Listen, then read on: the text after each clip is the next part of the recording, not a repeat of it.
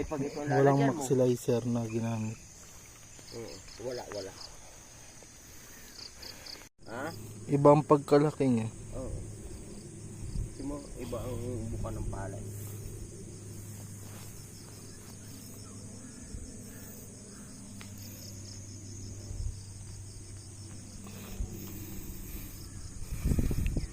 One month old.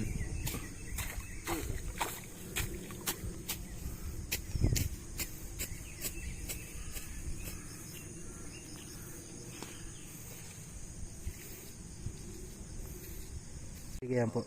Bago ko itanim, isinabog ko muna yung Maxilizer. oo. Tapos bago namin tinaniman ng palay yan.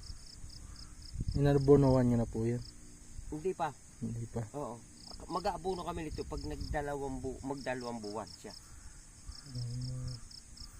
Talagang as in mataba ang lupa diyan nila. Ito dapat tinatabasan lang gano'n. Pagtatabas mo. Malinis. Pag hindi baka sa linggo ang abono namin ito pala. Sa linggo. Oo. 16-20 16-20 ang iniaabono namin diyan. Di kayo nagamit ng 14. Ang 14 pag buntis na siya. Buntis na. O pampakwan yun, yung urea. Pag buntis na siya, siya nang ilalagay po diyan. Parang yung panghuli nyo. Oo, parang ang bunga niya malintog, busog. Malintog ang bunga, ang laman. Ganoon ang pag-abono namin dito. O kaya naman, i-mix namin yung 14-14 sa 16-20 sa 16-20. I-mix namin parang isang trabaho lang. Kaya para ito sa linggo namin ito abonuhan.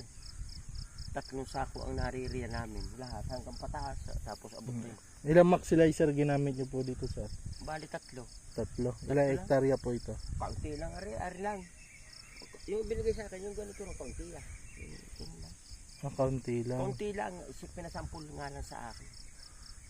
Bali 4 sampol na mata oh. Dapat yan, tigigisa sana. Yun nga, hindi nagagaano yung nalagyan ko, pero pababa naman ang amoy ng lupa.